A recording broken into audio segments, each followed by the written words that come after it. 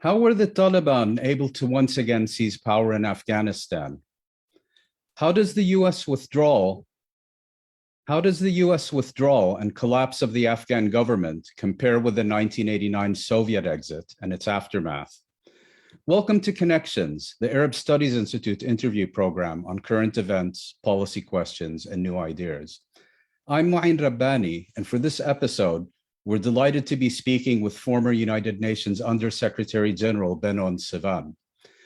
Benon Sevan joined the United Nations Secretariat in 1965. Over the next 4 decades, he held numerous positions at UN headquarters and around the world, and carried out a variety of special political missions. From 1988 to 1992, he was posted in Afghanistan and Pakistan as the personal representative of the UN Secretary General, and charged with monitoring the Soviet withdrawal, the implementation of the Geneva Accords on Afghanistan, as well as management of UN humanitarian programs. In 1992, he was appointed Special Envoy of the Secretary General for issues related to missing persons in the Middle East. From 1997 to 2004, he served as Executive Director with the rank of Under-Secretary General of the UN Iraq Program. Benon Sevan, it's a real pleasure to welcome you to Connections. Well, Mouin, you don't mind if I call you with you first? By all means, please do. Okay. I'd like to start by asking you to describe your involvement with Afghanistan during the late 1980s and 1990s, and to give a sense of what it was like to personally experience the momentous events of that period. Well, I'm grateful for the opportunity to talk with you, and I'm sure you, as many as other people, are following the ongoing tragic developments in Afghanistan now. My heart really breaks down because after working with Afghans so closely, almost day and night, I came to identify myself with Afghans and the suffering which they've been going through. It's true, Afghanistan has been called as graveyard of empires. Yes, definitely, from the time of Alexander the Great. At the same time, however, while people talk about non-Afghans being killed, they don't talk about the millions of Afghans in the graveyards or with no graves at all in Afghanistan today. This is the tragedy. Afghanistan, unfortunately, has been used as the playing ground of foreign powers, pursuing their interests through proxy wars carried out in Afghanistan, using the Afghan people, often as mercenaries against their enemies. My involvement in Afghanistan began in April 1988 with the signing of the Geneva Accords between the representatives of governments of Pakistan and Afghanistan, which signed 3 bilateral agreements intended to end the war in Afghanistan, with an additional declaration on international guarantees, which was signed by the United States and the Soviet Union as states guarantors. The ones who signed on behalf of the United States and the Soviet Union were, of course, George Shultz, the Secretary of State, and Soviet Foreign Minister Edward Shevardnadze. Unfortunately, and these documents collectively have been hailed as the key to the Soviet withdrawal from Afghanistan. And in all fairness to the Soviets, within the 9 months allocated for their departure, they fully complied with the dates, starting their evacuation May 15, 1988, ending 15 February 1989. That was when the final Soviet troops withdrew across the border. Yeah. And I still remember very well having lunch with the then Soviet ambassador, Ambassador Yuli Vorontsov. I was having lunch in Kabul at the Soviet embassy garden outside his residence.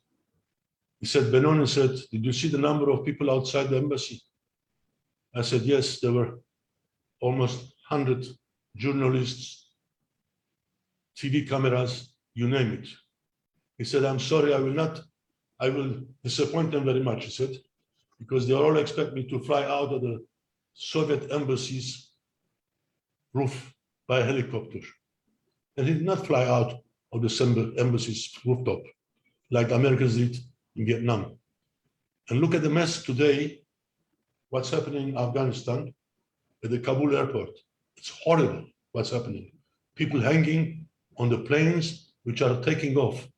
The number of people going on, the total chaos, chaotic arrangements or non-arrangements for evacuation of these people. I mean, they should have started reviewing the visa applications of these people who work for them long before announcing the departure date. Now, we have all these people stuck, not only in Kabul, and there are people outside Kabul who work for the Americans and other Western countries who are stuck there, they cannot even move out. The total disaster. It breaks my heart to see it, to witness what's going on. And then, speaking about Geneva Accords, although Pakistan signed, they failed to comply with the commitments made in the Geneva Accords.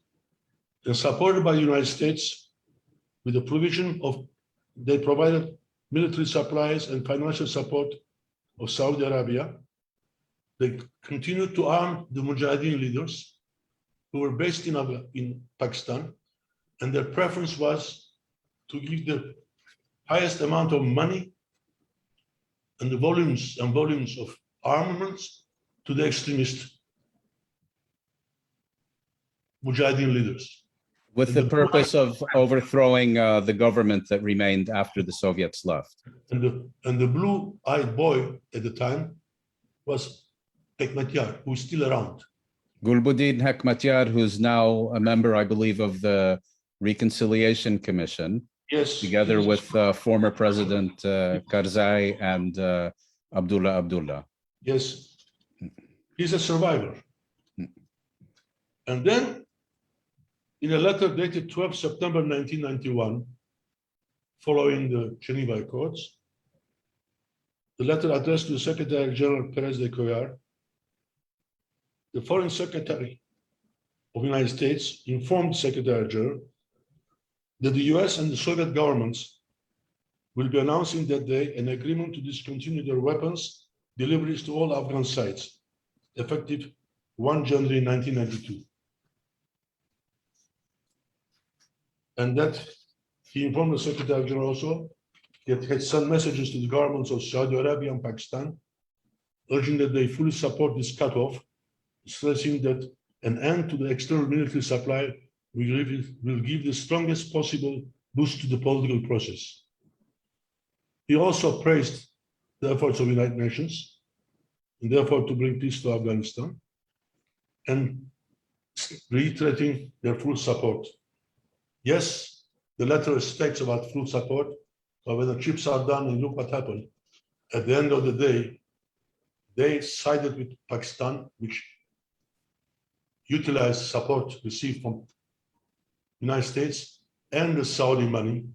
They continued their involvement in Afghanistan, contrary to the commitments they had made in signing the agreement with the government of Afghanistan under the Geneva Accords.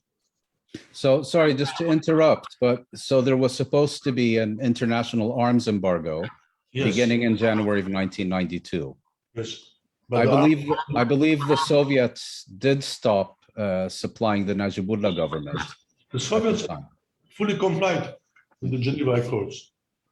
And in fact, it made them unpopular with Najibullah at the time.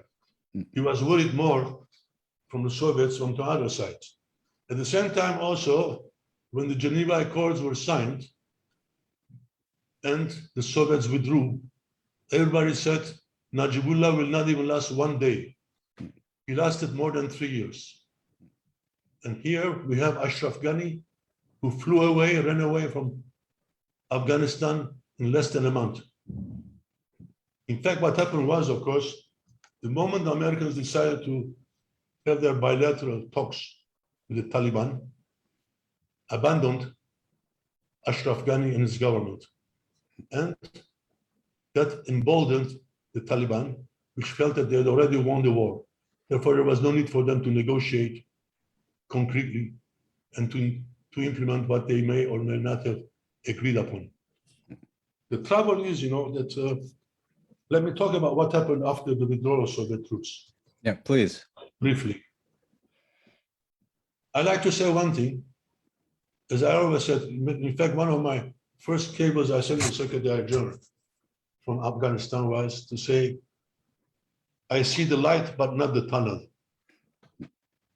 And the tunnel must be dug by the Afghans themselves. We can only help them, provide them the material supplies for them to dig the tunnel. But unless the tunnel is dug by the Afghans themselves, there's no way we can achieve the objective of reaching peace or the light at the end of the tunnel. I always looked at my role and that of the UN, the role of the yeast in making bread. When the bread is cooked and baked, people eat the bread, they admire the taste of the bread or the texture of the bread. They praise the baker, but nobody talks about the yeast. And that's the way I want our role at the UN to be in Afghanistan. And that's the way I worked in Afghanistan. Afghans had to bake the bread because unless they were the bakers, there was no way peace could be achieved in Afghanistan. And I think at that time you did mediate in 1992 an agreement between the Najibullah government and some of the Mujahideen factions. I worked days and nights, thousands of hours, flying between Kabul and Peshawar, Islamabad, Saudi Arabia, Moscow, Washington, meeting with Afghan leaders, meeting with the government representatives of Afghanistan, meeting the commanders, individuals, meeting the king, the ex-king, Zahir Shah in Rome. Try to encourage them to sit down and talk together, to come to peace. I was just assisting, facilitating the talks, because unfortunately, a number of them, they refused to talk to each other. So that's why I had to carry on this proxy talks, non-stop. And towards the end, we came with an agreement, which was an Afghan agreement. All sides had agreed, and all sides agreed, and they were supported by, at least that's what they told me, Pakistan, United States, Moscow, Saudi Arabia, Iran, and everybody said they were in agreement. The agreement was, we will have an interim government to which government in Afghanistan would transfer power. And we had asked for all the Mujahideen groups to submit the list of names as candidates to become members of the interim government. I received hundreds of names from all the groups, which I shared with all the other groups. Again, it was for the Afghans themselves to decide who will be the members of this group of interim government. I never forget, it was mid-April. Nawaz Sharif, the then Prime Minister, invited all the Mujahideen leaders to his residence. In Pakistan, to his residence, Islamabad. And we told them, look, we have all these names, we have them available to you. Sit down now, decide the members of the interim government, which will take over power from Kabul. And the moment you decide, I will fly them to Kabul the same day. So we left them alone. We went back to the reception room of Nawaz Sharif. I told him, Mr. Prime Minister, I have my doubts these people will ever agree. We waited 1 hour, 2 hours, 3 hours, 4 hours. Then we went back to them. Again, there was no agreement. And then suddenly Hamid Karzai, who was then assistant to Mujahideen, he said, how about Mujahideen members in the interim government? He asked me. I said, I don't think there'll be a problem because I discussed this option with Najibullah. He said, he has no problem. I said, okay, go ahead. From the interim government, let us know the members and we'll fly them today to Kabul. So we left them alone again. And we went back to the reception room of Nawaz Sharif. And I said, they will never agree, these people. 1 hour, 2 hours, it was 8 o'clock, 9 o'clock, 10 o'clock at night. In the meantime, I was getting messages from my colleagues in Kabul saying, where are you? What's happening? Because Najibullah wants to start going to the airport. Because, sorry, part of the agreement was that Najibullah, who was then president of Afghanistan, would resign and go into exile. Yes, I will come back to Najibullah. And then, in all fairness, and I admire Najibullah, who was prepared to make the ultimate sacrifice. He was prepared to resign in favor of peace of Afghanistan and for his people. He did not want to be the person to be accused of the failure of a peace agreement to bring peace to Afghanistan. Because at the time, like now, they were talking, Taliban were talking about Ashraf Ghani to resign. They were saying that unless Najibullah leaves, there can be no peace. Therefore, Najibullah decided, after discussing with all his colleagues and so-called friends in his government and supporters in the field, and they all agreed that he will resign. They all agreed also to support the agreement reached among the Afghans, supported by the UN, of an interim government. And I warned Najibullah that the moment he announces that he's prepared to resign, his friends will turn against him. Which is what happened. This is what happened. So it was by 11 o'clock, I'm still at Nawaz Sharif's residence. I said, I will fly to Kabul. He was literally, and his colleagues were begging me not to fly. He says, it's dangerous, because nobody flew. Well, Kabul at night. I said, I promised, I'm prepared to give up my life to fulfill my obligation and the promise I made. So I left 11 o'clock his residence, went home, took a shower, went to the airport. We flew to Kabul at night. We landed with no lights. After we arrived, somehow I felt like dead fish, there's something wrong. I felt, in the air. I came down from the plane. There were 2 guards at the airport, because the airport was deserted. They came to say hello, and then they walked away. Then suddenly somebody on a bicycle, like a clown, came around and went around the plane with his bicycle without responding to my greetings, and left. And I knew right away what happened. It was a Joshani from the north, from Uzbek Dostum's group. And just this as is the General Abdurrashid Dostum. Yes, just as he left, I got surrounded, the plane got surrounded with about 300 Joshanis with arms. And I knew what happened. They had taken the airport, nobody knew. And nobody had told me the airport was taken. And then I sent a message to my colleagues, I said, where are you? They said they're on their way to the airport, escorting Najibullah. And then halfway through this, they sent another message. They said they were stopped on their way to the airport. They were not being allowed to go to the airport or to go back to the office. Sorry, just to interrupt you. So they prevented Najibullah from fulfilling his agreement to go into exile. Yeah, they stopped him from coming to the airport. And then they allowed them to go back to the office. So Najibullah went with them back. And then Najibullah said, no, he wants to go to the office. He went office. And they arrived at the office, at the gates.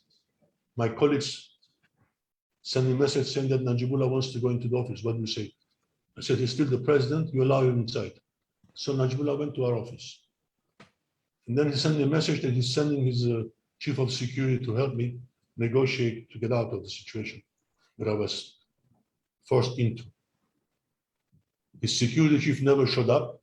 The next morning it was announced that he had committed suicide. No, he was killed.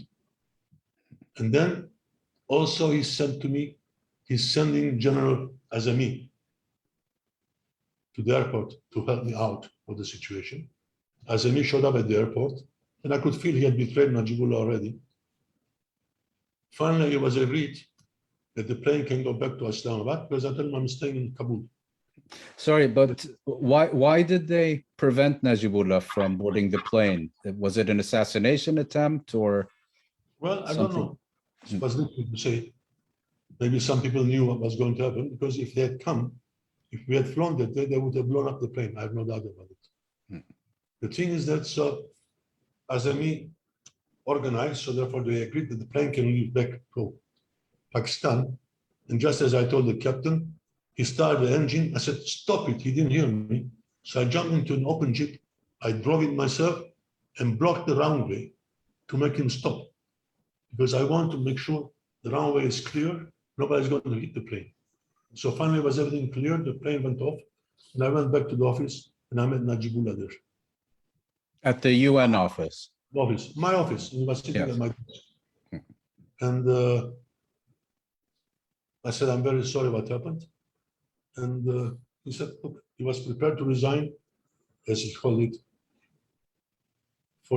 in support of the UN plan, because I didn't want to be the obstacle for peace. I'm prepared to sacrifice myself. And he had this letter of resignation, which he had drafted, and I helped him in the drafting. It was his decision. I didn't force him to resign, although I warned him that the moment he announces that he's prepared to resign, his friends will turn against him, which they did. In fact, he announced in my presence at a press conference that he was prepared to resign and turn over power to the interim government. At the time, I sent messages to all the embassies in Kabul asking the ambassadors and the chargé d'affaires to see me at my office 7 o'clock in the morning, because there was a curfew in the meantime. They all came there, we were talking, and the Pakistani chargé d'affaires said, we are prepared to offer Najibullah a safe haven to take him safely out of Afghanistan to Pakistan. Najibullah said, you have been trying to kill me for so long. You think I will accept your offer? I prefer to die here in this office in favor of the UN plan. No way. Anyway, that morning, I took his letter and met with members of his cabinet, Najibullah's cabinet, and which was being chaired by the well-known Afghan poet, Suleiman Laik. Present was also the then Foreign Minister, Mr. Wakil, who was one of the first ones to betray Najibullah. So Mr. Suleiman Laik tells me, Mr. Sevan, you hand over this crook. He referred to Najibullah as crook, and we decide whether he goes or he stays here. I look at his face. I said to him, Mr. Laik, when is the last time you look into the mirror? You all asked it. When is the last time you look into the mirror? Mr. Laik, I said, you just found out tonight that Mr. Najibullah was a crook. 2 weeks ago, I said, you were on television in Afghanistan claiming that you consider Najibullah as your spiritual son. Aren't you ashamed, I said, to say he's a crook? The man is prepared to sacrifice himself for the citizens of his country, unlike you people who are prepared to sell yourselves. I said, you know where he is? In my office. And if you come to take him, I want you to know one thing. I said, you have to shoot me first. I got up and left the office. They betrayed him. And Najibullah then, I believe, remained as basically was given asylum by the UN. Yes, he stayed there almost 2 years. Yeah, until 1996. Yes, and I was there. So I left in September, Afghanistan. Of 92. 92, and I very much regret to say that the UN failed in making the necessary efforts to try to get him out. I'm sorry to say. They failed. Yeah. And then, of course, the infighting which took place in Kabul, where more than 70,000 people were killed. Sorry, because an interim government was never established, if I'm not mistaken. Not right away. And then what happened was that there was big infighting going on with Mr. Humanitarian blasting missiles, rockets into Kabul, where more than 70,000 people were killed. Over the course of the next 4 years. No, for 2 months. Yeah. And then after 2 months, I remember Secretary General Boutros-Ghali arrived in Islamabad on an official visit. I went to meet him at the airport and went with him to the hotel. We checked in. And just as I was sitting with him at his reception room, I had a call from the Foreign Secretary of Pakistan saying, Mr. Sevan, you should come to the airport right away. We have to fly to Peshawar because there's an agreement among Afghan Mujahideen leaders to form an interim government. So I asked the Secretary General, I said, go. So I left him. I joined him on the plane. We went to Peshawar. It was all pre-cooked already, it's planned. Where they came up with an agreement. For 2 months, Mujahideen was going to be the president, to be succeeded by Rabbani for 4 months. And they flew them to Kabul. As you well know, Mujahideen stayed for 2 months, succeeded by Rabbani, who then refused to leave after 4 months. And the whole fighting started again and again and again and again. Then the Taliban took over. Now the question, speaking about Taliban, one, I'd like to say about the origins of the Taliban. I mean, if you want to interrupt me, you can. Please. I just, before you do, I want to say, just to conclude this story, Najibullah remained at the UN office until '96, and then he was captured and then he was tortured and killed, unfortunately. Along with his brother, I believe. Yes. So, if we now, let's say, fast forward for a few decades, today you're following developments in Afghanistan from both a physical and professional distance. Nevertheless, I'd be very interested, because you have been following developments closely, I'd be very interested to know how you would compare and contrast the Soviet withdrawal with the US NATO withdrawal during the past week, and also on the issue of the Taliban, how you would compare their 1996 seizure of power with their establishing of control over Afghanistan this month. Well, there can be no comparison with the manner the Soviets withdrew and the way the Americans and the NATO is withdrawing now. Now is a total chaos. Soviets withdrew within 9 months as agreed at the Geneva in April 1988. They withdrew within the 9 months agreed upon with no problems. It was an orderly withdrawal. Orderly withdrawal. There was an orderly government in place and continued in place for 3 years before Najibullah decided to resign in favor of the Afghan plan for an interim government. At the same time, in the meantime, Pakistan support financially from Saudi Arabia and the Americans, because Pakistanis were very good in exploiting the Americans, and they make fortune out of it. And the ISI, the Pakistani intelligence service, they were the main mechanism through which all the aid to Mujahideen groups was delivered, both arms and ammunition and money. And they always supported the most extremist elements of the Mujahideen groups. And the best one for them was Gulbuddin Hekmatyar. Yeah. He was the blue-eyed boy. And I said, I used to warn the Americans, all the Western countries, including Pakistan, the Saudis, others at the highest levels. I said, please stop supporting extremist groups because you're going to regret it. Because one day they will come back, they will haunt you.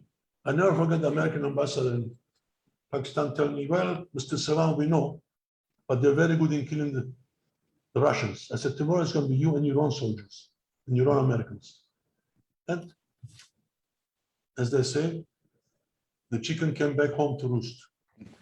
Now, But I'd just like to ask you on this, because some people say that the reason that the assistance was given to the most radical elements among the Mujahideen was because they were the most effective fighters. Others say that actually it was to ensure that no political agreement would be reached, and that's why they were being supported. Well, it depends who you talk to. I mean, both are true. But there's something I like to talk about, the Taliban. Please. Taliban, of course, means student. Mhm. Who were these Taliban students? As you know, during the Soviets, there were more than 3.5 million Afghan refugees in refugee camps in Pakistan. There were equal number of refugees in Iran, which nobody talked about. For refugees in Pakistan, most of them were women and children, because the men had stayed behind, they were fighting, etc. And with the financial support of Saudis, they established these madrasas, the religious schools, where all these children were going there, getting their religious education, and in fact, brainwashed with Saudi Wahhabis. These are the kids who were students. These are the kids who were recruited into the Mujahideen ranks to fight. They were fanatics in terms of religion. They really believed what they were doing. And as I always used to say, the Western countries, you have to understand the mentality, the psychology of people. Threatening them with military action is not a threat to them. They are prepared to die. Like today, you have these people who are prepared to put a belt around their waist, not a designer belt, but a belt full of bombs and prepared to blow themselves up. There's no way you can threaten them with death. They are all looking to become martyrs, shaheeds, as they call them. So therefore, all these mujahideen were provided with stingers. And then what happened with stingers? They were turned against Americans afterwards. And they were also sold by the mujahideen leaders. And now you look at what's happening now in Afghanistan. This army they have trained, about 300,000, fully armed. They abandoned the arms, they're running away. The other day, more than 20 planes, plus helicopters, full of Afghan army people, they ran away to Uzbekistan. They are giving up without fighting. They spent more than $2 trillion. A lot of people make millions out of it. Less than 3% of this amount, from what I read, has gone as assistance to average Afghan people. Look at these poor people, millions displaced, so many of them dead, so many injured, maimed. I remember seeing all these poor kids during the fighting when I was there, maimed by all these butterfly mines, which the Soviets used to drop in Afghanistan from air. They were like toys, very colorful, and the children run to pick them up. They will get pain, losing arms or legs or dying, A place like Afghanistan, where it's so difficult to make a living, to live a normal life. What can a child with no arms or legs expect to? What kind of a life he can expect? Well, on this subject, if I could just turn a little bit to that aspect. You've dealt with conflict and humanitarian crises in various parts of the world. And when you look at the situation in Afghanistan today, what are the main challenges facing the Afghan people during this time? Is it fear of the new rulers? Is it a breakdown of security and commerce and essential services? Is it once again, as in the 1980s, mass displacement? Is it access to basic needs like food and medical care? What are the main challenges that ordinary Afghans are encountering today? Overall, the average Afghan, if not the whole of Afghans, they feel in a desperate situation. They don't know what to do. They cannot leave the country if they want to. They don't know what is to come. In terms of what Taliban may do or may not do, nobody knows. But there is one thing I like to say. Please. As they say, the cheetah doesn't change its spots. And all these public relations now, ongoing public relations by Taliban, that they've given amnesty, they will not kill people, women are free, etc., remains to be seen in real action. Personally speaking, I have my doubts. You cannot change overnight. And also the question is, those who are speaking now on behalf of Taliban, and they were talking in Doha before, how much control they have with the Taliban in the field or Taliban commanders? Are they able to bring discipline? I don't know. It remains to be seen. And until then, the situation is in a turmoil. And all these people are really worried what will happen. And let's be frank about one thing, speaking about Taliban. One of them who was released from prison in Pakistan at the behest of the United States 3 years ago, and also Abdul Ghani when he visited Pakistan, is Abdul Ghani Baradar, who was one of the co-founders of Taliban. Let's be frank about it. And now he has landed in Kandahar with a huge welcome of supporters. And then there is talks that he may become the leader of the Taliban rule in Afghanistan. And let's be frank about it. All these people now who have been called terrorists in the Western world, they all worked for them before. Who were these people? Terrorist groups. And let's be frank about it. To tell you something from my story, when 9/11 took place, I was in New York at the time. Everybody was talking about Bin Laden. I didn't know who he was until I saw the photograph. I said, hell, this guy was sitting next to me at lunch at the home of one of the extremist Mujahideen leaders, Jalaluddin Haqqani. In Peshawar. Close to Peshawar. Yeah. And the question is, he was just, for me at the time, just another Saudi sheikh. There were so many of them. But he was working on behalf of Americans. He was being supported by the Americans. And yet he turned against Americans afterwards, as expected.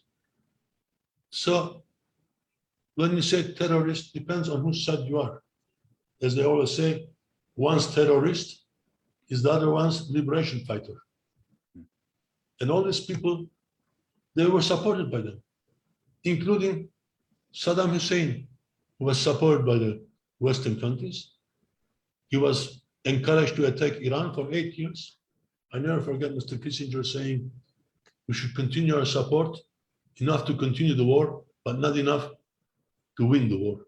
I never forget it. So on this point, I mean, you were saying earlier how you specifically warned about the consequences of the Western Saudi Pakistani strategy of empowering the most extreme opposition forces. What could and should have been done differently? Well, they should have supported first and foremost the moderates. There was good moderate groups in Afghanistan who were respected people.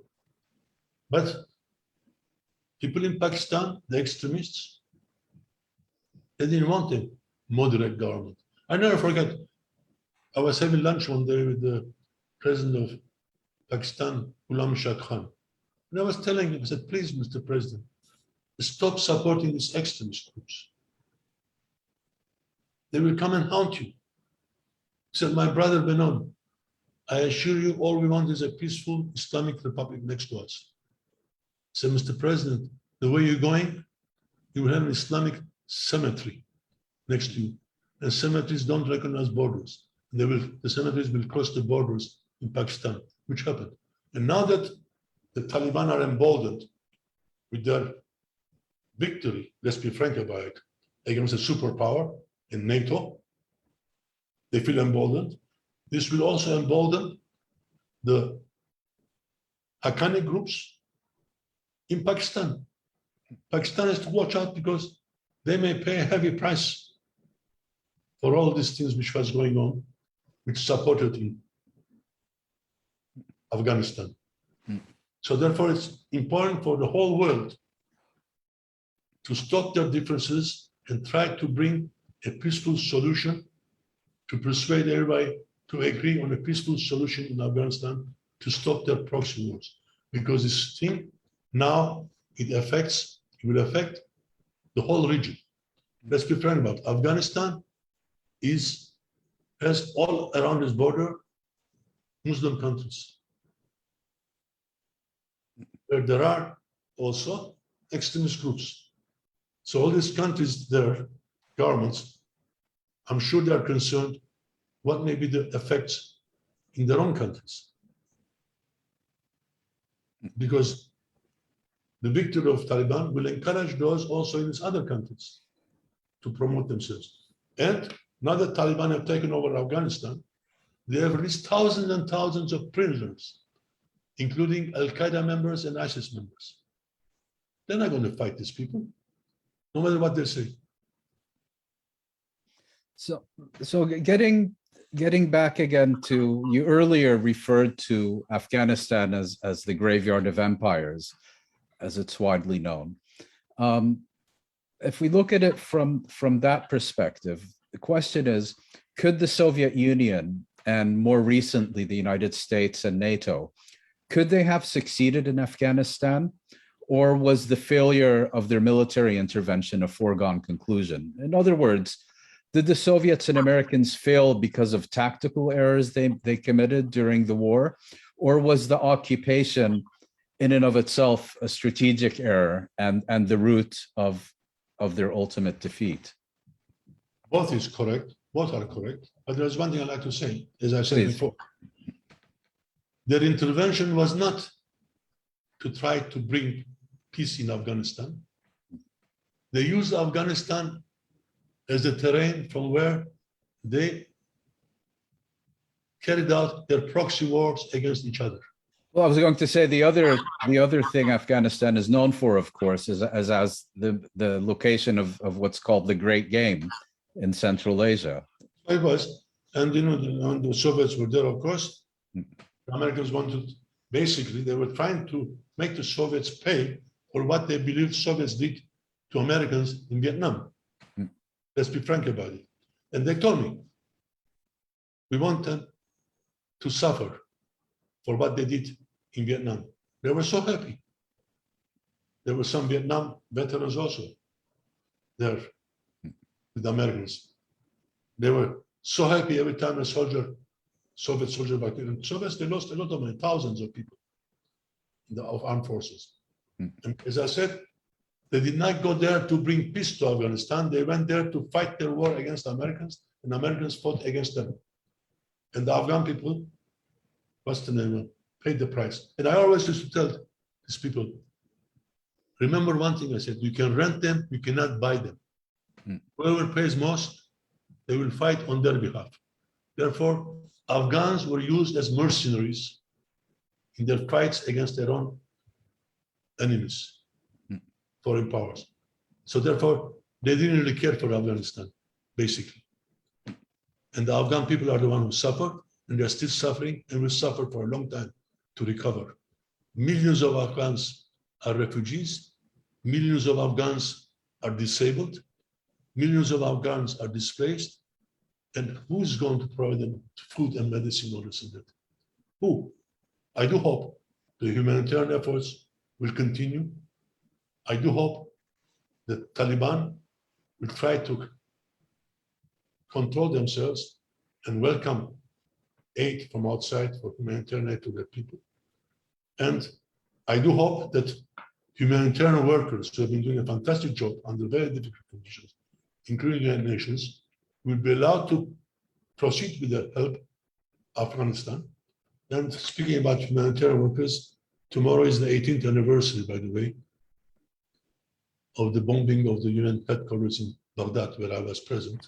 And I survived by 1 minute because I was going to have a meeting in my office. In the last moment, because I was dying for a coffee, I decided to change the venue of my meeting to my deputy's office, which was only 30 feet away. Just as I walked with my colleagues from my office to his office, the bombing took place. And they say caffeine doesn't have health benefits. Yes, and 22 people we lost, unfortunately, over 160 people seriously injured. It was horrible seeing my friends and colleagues dead in the corridors. There was one poor guy, he had a frame, metal frame of the window gone through his neck. I felt guilty for having survived. It was a horrible sight to see. Of course, they announced that they killed me because they didn't expect me to walk out of my office just 1 minute before the bombing took place, because they had placed the huge truckload of bombs under my office window. It's a sad day for me tomorrow. I think about all my colleagues who passed there, gave their life in line of duty every day. And I do hope nothing happens similar to what happened in Baghdad, in Kabul, and elsewhere in Afghanistan, that all this humanitarian assistance program will continue, and the staff working both international and local will continue, because while there may be a few hundred international staff in Kabul for the UN, there are more than 18,000 local staff working in Kabul and elsewhere in Afghanistan to help the Afghan people. And I hope they will be allowed, they will be provided the protection needed and the security needed for them to continue their fantastic work, which Afghans needed desperately. We certainly hope so. And once again, I think you've emphasized the importance of continuing with meaningful humanitarian efforts in such a catastrophic situation. But as a final question, I'd like to return back to the question of a political settlement. And you've argued, I think, several times today that only an inter-Afghan government can bring peace and security and stability to Afghanistan and its people. We've spoken about the current situation in the country, but that leaves a question: how might such an agreement be achieved? And what is your prognosis for the coming period? Well, at the moment you hear some encouraging statements from the Taliban side in their press conference, etc., etc. I do hope they really mean it, and they will fulfill the promises they've announced in their press conference, in the recent press conference. And I do hope other Afghans now, as you mentioned before, Abdullah, including Mr. Hekmatyar and former President Hamid Karzai, are discussing the formation of an inclusive interim government in Afghanistan. And I do hope, and I wish them all the success, because unless they come to an agreement for a peaceful solution of their differences, unless the government is all-inclusive, including women, for Taliban to demonstrate that they really mean what they said, the women are free, there's no other hope. If they go back to what they did before, God help Afghanistan. At the same time, I do hope that the neighboring countries and the outside world, the Americans, the Russians, and all the other neighboring countries and the Western countries, will encourage them to come to an agreement, but not to try to interfere in the discussions being held among the Afghans. It will not work out, because the moment I tell you, Mouin, I'm supporting you, from outside, you are marked already as a foreign agent. Afghans are very suspicious. So they are very good deal makers. Let's be frank about it. The moment they know somebody is leaving the government, they start all the tribal leaders, warlords, they make new deals. That's what happened.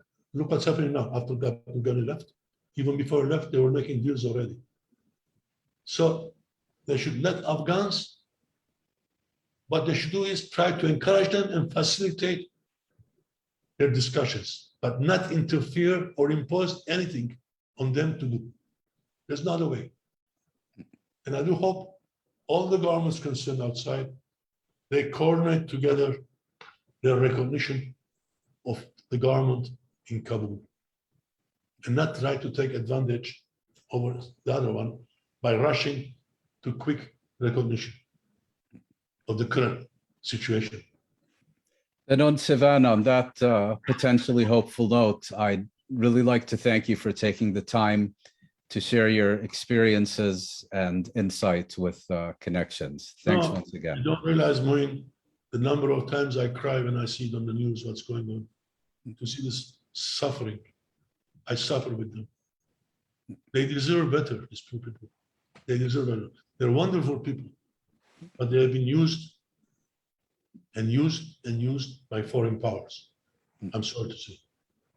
And hopefully that's something that could be coming to an end in the coming period. Yeah, as I said. Thank you once again. Thank you for giving me the opportunity to express myself. Thank you. By suffering out of my chest. Thank you. Thank you. Bye-bye.